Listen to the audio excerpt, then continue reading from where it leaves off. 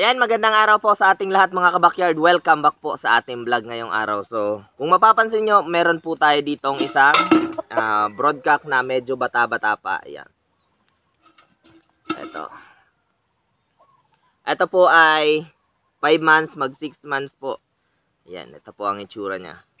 Gohan po ito. So, ang tanong po natin ngayong araw, paano ka ba pipili o bibili ng iyong gagawing broadcock sa iyong pag-uumpisa sa iyong manukan?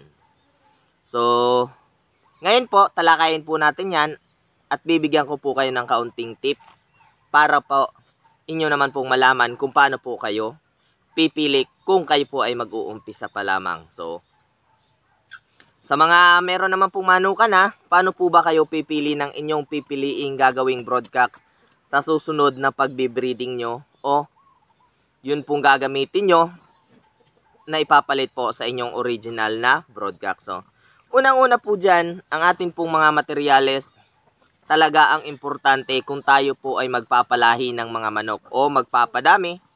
Kailangan po natin ng magandang materyales para makuha po natin ang kinakamit natin na magandang sisiw at saka malulusog at hindi po sakiting mga yung tinatawag po natin na susunod na generation na ng ating mga manok o yun pong kanilang mapuproduce na galing po sa ating mga materyales. Importante po yan na kailangan po talaga natin piliin ng maganda ang materyales po natin gagamitin. Kagaya na po ng pagpili natin ng broadcock o yun pong tandang natin gagamitin. So ito po ay Gohan po ang bloodline ng manok na ito. So ito po ang kanya itsura.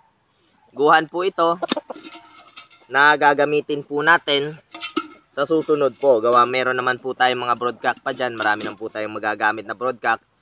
So ito po, atin po rin itong gagamitin sa susunod. So unang-una po ang tip po natin dyan para po sa mga pipili na kanilang gagawing broadcock o gagawing materyales.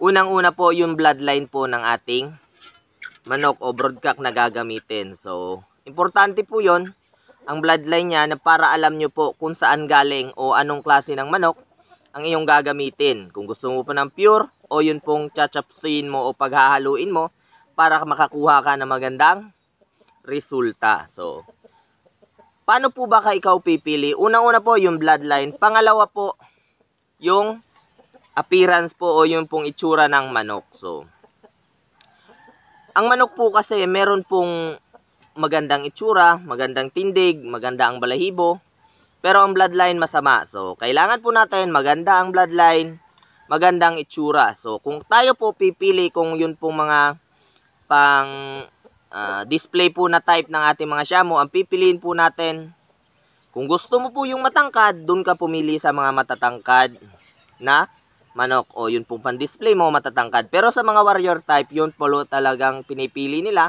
ay yung normal size o yung pong hindi masyadong katangkaran para panlaban. Pero sa atin po, kagaya ko po na ang gusto ay yung pong pan-display lamang, gusto po natin matatangkad ang ating pipiliing broadcock. Pangalawa, yun pong maganda ang katawan. Huwag naman po yung oversize na po. Bakit po ba hindi yung oversize? Talakayin po natin yan next video. Huwag po yung oversize, yung normal nang po ang laki ng pangangatawan at normal po ang bigat. Sa balahibo naman po, tips ko lang po sa inyo, piliin nyo po yung hindi po marami ang kulay. O yun pong tinatawag natin na hindi mo masyadong makikita sa kulay ng Shamo, kagaya po ng mga off color, yun pong mga kanawayon, yun po talaga ang maganda sa ngayon.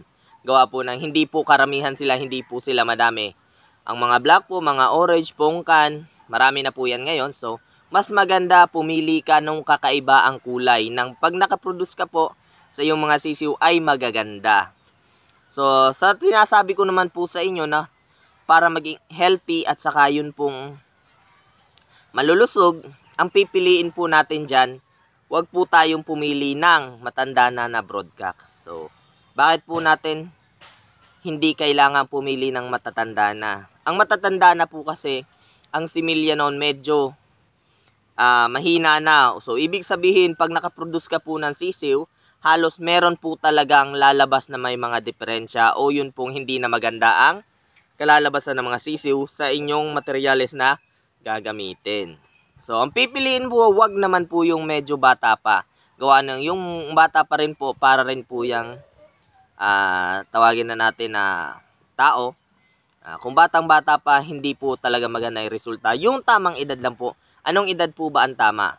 Yung mga nag-iedad na po ang iyong gagawing broodcock, 8 to 1 year po, maganda po yan. Yan po yung tinatawag natin na prime po ng tandang. Sa edad na yan, maganda po siyang mag-breed at kumasta. O manyakis pa po ang mga tandang yan. So, yan po mga edad na yan po ang magandang gamitin natin. So, unang-una po paalala ko po sa inyo yung bloodline na inyong manok. Tapos, yung itsura po, physical appearance at saka yung itsura ng manok. Ang kasunod, yung tangkad kung gusto nyo po ng pan-display na type at saka yung pong edad ng inyong pipiliing broodcock. So, pahabol natin po, huwag po kayong mag-breed ng inbreed kung gusto nyo po talaga na kumuha ng napakaganda. Pero kung gusto nyo naman pong pumili ng mapapalabas nyo ay yung mga tatangkad, kung anong gustong kulay, o gusto nyo pong kumuha ng kakaiba, pwede rin naman po yun inbreeding. Pero hindi ko po yun marerecommend sa inyo kung gusto nyo po ng maganda-gandang mga lahi o magandang produce na mga sisiw at saka sa itlog. So, sana po nakatulong sa inyo yan. At once again, magandang umaga at happy farming.